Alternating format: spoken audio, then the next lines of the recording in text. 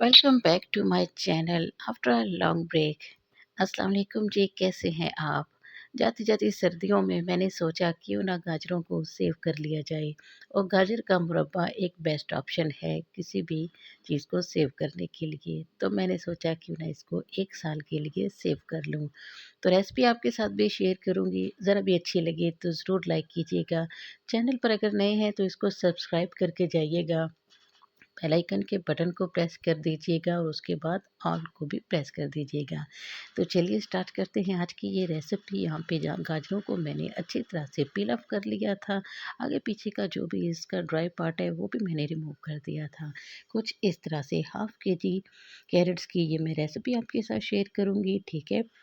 यहाँ पे मैं इसको राउंड राउंड कट करूँगी। अगर आप चाहें तो किसी भी शेप में इसको कट कर सकते हैं, लेकिन इसको थोड़ा-सा मोटा कट कीजिएगा, क्योंकि जब हम मुरब्बा बनाएँगे तो शीरे में ये घुल ना जाएँ। यहाँ पे हाफ़ इंच का मैंने इसको कट किया है। आप भी सेम प्रोसेस जो है वो कर सकते हैं। अब देखिए यहाँ पे मैंने ले लिया है एक जार। आप सेम पैन में जिसमें आप बना रहे हैं उसी में भी इसको रख सकते हैं। मैं ओवरनाइट के लिए इसको रखूँगी। यहाँ पे देखिए आधा किलो गाजर में 1 कप चीनी जो है वो इनफ रहेगी, ठीक है। अगर आपको इसको 1 साल के लिए सेव करना है तो फिर आपको चीनी की क्वांटिटी डबल डालनी होगी, क्योंकि शीरे में ही ये डिप रहेंगी तो सेव रहेंगी, ठीक है। इसको अच्छी तरह से मैं मिक्स कर लूँगी, ठीक है, ताकि चीनी हमारी गाजरों में अच्छी तरह से चिपक लिपट जाए, ठीक है। तो इसको ओवरनाइट के लिए रखेंगे तो बहुत ही बेस्ट होगा। इससे क्या होगा कि गाजरें हमारी सॉफ्ट हो जाएँगी, अपना सारा पानी छोड़ देंगी, चीनी जो है वो भी मेल्ट हो जाएगी, ठीक है। लेकिन यहाँ पर मेरे पास टाइम नहीं था तो मैं इसको 2 घंटे के लिए रखूँगी। 2 घंटे के बाद, ठीक है, मैं आपसे मिलती हूँ।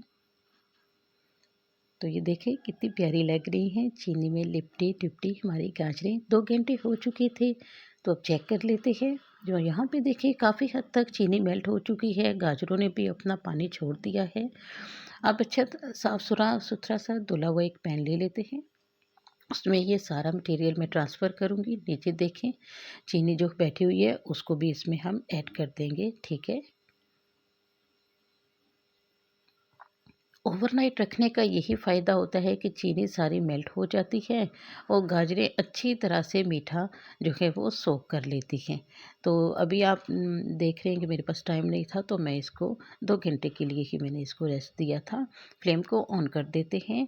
तो इसमें मैं फ्लेवर के लिए डाल दूँगी इलायची, ठीक है। इलायचियों को खोल के उसके दाने छिलके इसमें डाल देंगे। अगर आपके पास नहीं है तो पाउडर भी यूज़ कर सकते हैं, ठीक है।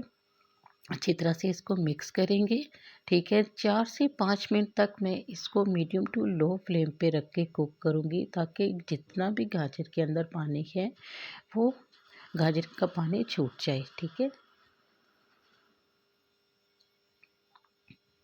तो वापस से आते हैं पैन की तरफ। यहाँ पे देखें अच्छा खासा गाजरों का पानी निकल आया है, चीनी भी मेल्ट हो चुकी है। अब यहाँ पे इसका कुकिंग प्रोसेस चल रहा है।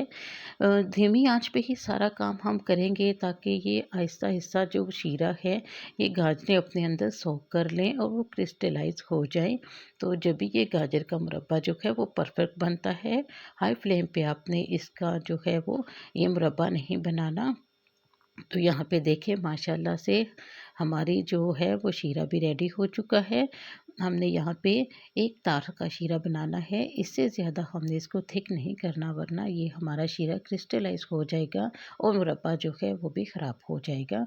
तो अच्छी तरह से देखें हमारी गाजरें सॉफ्ट हो चुकी हैं और जितना भी इसने जो है वो शीरा अपने अंदर सोक करना था कर लिया है। ये देख सकते हैं कितनी जूसी हमारी गाजरें जो हैं वो हो चुकी हैं और काफ़ी सॉफ्ट हो चुकी हैं। तकरीबन 10 मिनट में ही हमारा ये मुरब्बा रेडी हो जाता है। तो ये देखिए माशाल्लाह से मोटा कट करने का यही फ़ायदा होता है कि ये घुलता नहीं है। शीरा भी देख लीजिए, एक तार का शीरा हमने यहाँ पे रेडी किया है। इससे ज़्यादा हम इसको कुक नहीं करेंगे, फ्लेम को कर देंगे यहाँ पे ऑफ, ठीक है। अब इसको सेव करने का प्रोसेस मैं आपके साथ शेयर करूँगी। यहाँ पे मेरे पास है लेमन। और दूसरा प्रोसेस होता है, फिर यहाँ पे मेरे पास है टाटड़ी, ठीक है। टाटड़ी जो है वो पैकेट की भी मिल जाती है, खुली भी मिल जाती है। मैं यहाँ पे पैकेट वाली यूज़ करूँगी तो वो इस तरह से दानेदार होती है, ठीक है। इसके चंद दाने आप डाल दीजिएगा। तो इसको भी हम मिक्स कर लेंगे। इससे क्या होगा कि ये साल भर के लिए ख़राब नहीं होगा और इसको ये प्रिजर्व का काम करेगा। बहुत ही अच्छा इससे ये जो है हमारा मुरब्बा टेस्टी सा फ्रेश सा रहेगा, बिल्कुल भी ये ख़राब नहीं होगा। और यहाँ पे देखें माशाल्लाह से शीरा क्रिस्टलाइज़ ना हो जाए, इसके लिए यहाँ पे मैं नेक्स्ट प्रोसेस भी करूँगी, ठीक है। तो वो क्या है कि यहाँ पे हमने जो लेमन आपको दिखाया था ना, वो मैंने इसमें हाफ़ डालना है, जितनी मेरे पास मुरब्बे की क्वांटिटी है, ठीक है। क्वांटिटी के हिसाब से हाफ़ लेमन स्क्वीज़ करके इसमें मैं डाल दूँगी, बीज वगैरह आपने रिमूव कर देने हैं। तो ये देखिए माशाल्लाह से इससे क्या होगा कि हमारा शीरा क्रिस्टलाइज़ नहीं होगा, जमेगा नहीं। फ्रिज में रखेंगे तब भी ये ऐसे ही हमारा इसका शीरा रहेगा। तो ये वाली गाजरों का प्रोसेस जो है आप इसके साथ करेंगे मुरब्बे के साथ, ठीक है। जिससे भी मैंने टिप एंड ट्रिक्स आपके साथ शेयर की हैं, फॉलो करते हुए मुरब्बा बनाएंगे तो 1 साल तक आपका मुरब्बा जो है वो बिल्कुल भी ख़राब नहीं होगा, ठीक है। तो ये भी देखें, अब इसको ठंडा होने के लिए हम रख देते हैं। गरम गरम कभी भी आपने इसको जार में ऐड नहीं करना। तो यहाँ पे थोड़ा सा मैं सर्व करके आपको बताती हूँ। ये देखें माशाल्लाह से एकदम लाल मुरब्बा जूसी जूसी सा हमारा बनके रेडी हुआ है। आप देख सकते हैं ना तो गाजरें टूटी हैं और ना ही वो एकदम से उनका जो है वो गली है। तो ऊपर से शीरा ऐड करेंगे, दिखने में ही आपके मुंह में पानी आ रहा है ना, ये इतना ही टेस्टी और जूसी बन के रेडी हुआ था। तो ज़रूर ट्राई कीजिएगा रेसिपी को, और रेसिपी को एंड तक ज़रूर देखिएगा, जब भी आप जो है तमाम टिप्स एंड ट्रिक्स जो हैं वो फॉलो कर सकेंगे। तो उम्मीद करती हूँ कि आपको रेसिपी बेहद अच्छी लगेगी। एंजॉय कीजिए, अपने मेहमानों को जो है वो भी ये सर्व कीजिए बना के, अपने बुज़ुर्गों को भी दें। रोज़ाना इसके 4-5 पीस अगर आप खा लेंगे तो यकीन करें आपको जो है वो कभी भी खून की कमी जो है वो नहीं होगी, मैदा आपका ठीक रहेगा। कॉन्स्टिपेशन के पेशेंट्स जो हैं वो भी इसको रोज़ाना खाएं, उनका प्रॉब्लम भी सॉल्व हो जाएगा। तो बहुत से मुरब्बे के फ़वाइद हैं, अभी बताऊँगी तो वीडियो काफ़ी लंबी हो जाएगी। किसी भी एयर टाइट कंटेनर में, ड्राई कंटेनर में इसको सेव कीजिए, ठीक है। जब भी निकालना हो ड्राई चम्मच के साथ ही निकालें। बचा हुआ मुरब्बा दोबारा कंटेनर में मत डालें, तो ये कभी भी ख़राब नहीं होगा। कुछ टिप्स एंड ट्रिक्स को फॉलो कीजिए तो आपका मुरब्बा 1 साल तक जो है वो ऐसे ही रहेगा। तो उम्मीद करती हूँ कि आप इसको ज़रूर बनाएंगे। जब आप बना चुकेंगे तो कमेंट सेक्शन में मुझे फ़ीडबैक लाज़मी दीजिएगा। हमें आपके कमेंट का बहुत ही इंतज़ार रहता है। तो मुझे दीजिए इजाज़त।